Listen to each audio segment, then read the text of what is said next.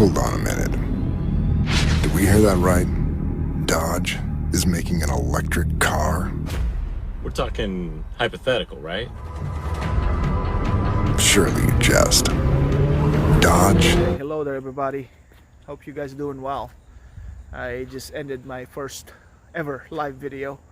It's kind of hilarious because I don't know what I was doing, but I had a couple of people who watch, and one of them was Will H.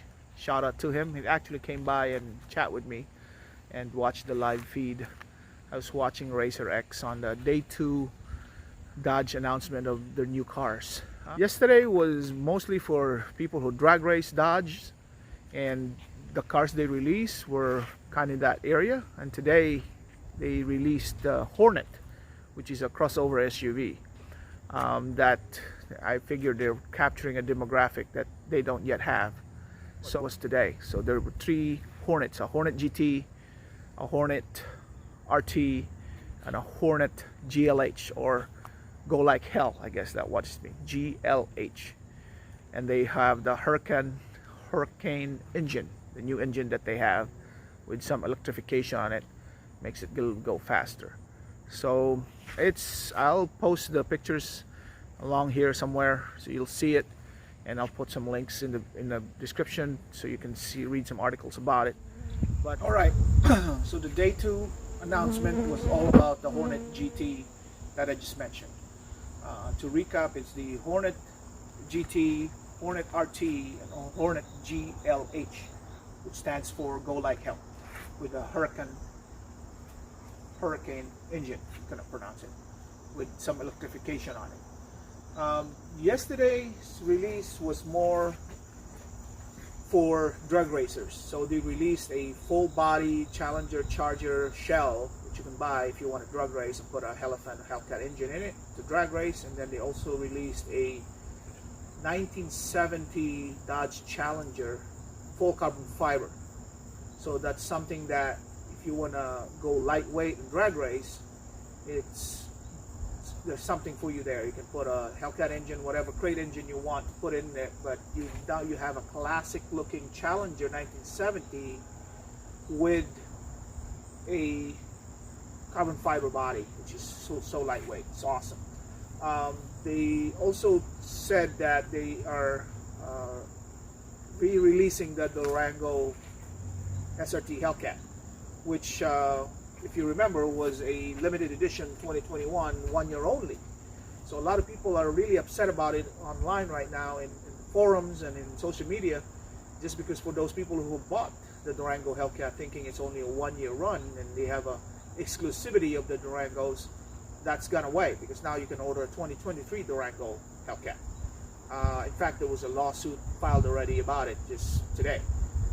So anyways, one of the biggest drawbacks also that Tim Kuniskis has announced in yesterday's announcement for Dodge is that you can order any Challenger, Charger, Hellcat, SCATPACK, what have you, in all the colors that's gone away. So Plum Crazy is back, Destroyer Gray is back, Hemi Orange is back, B5 Blue is back. So all the classic Dodge colors you can order it. You can order it Jailbreak Edition, which means that you can, even on an RT or GT level, you can order those colors with custom interior, what have you, from their Dodge parts bin.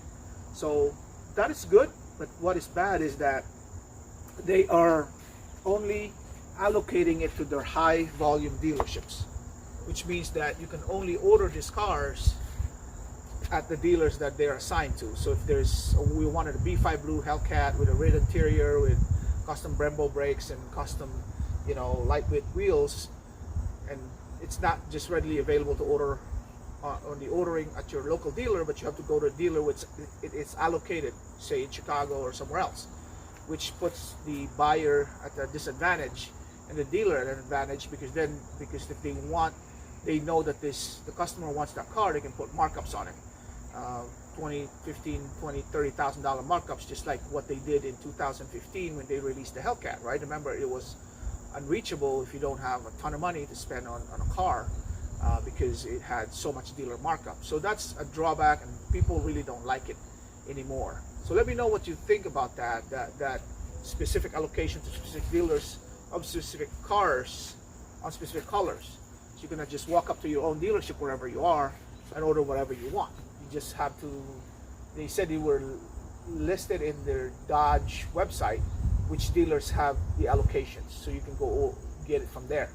Like I said, it just sets up for you know, greediness of the dealer marking up his cars because they know people want it.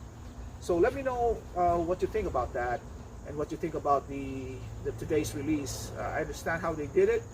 They wanted a crossover SUV that they captured demographic that would probably buy a Mazda CX-5 or a Alfa Romeo Giulia.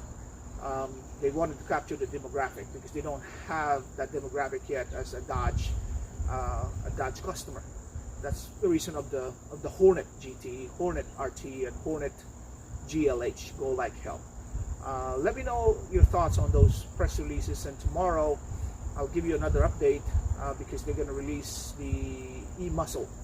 I think people are speculating that it's going to be a Hemicuda, a Barracuda electric vehicle that's going over 1,000 horsepower.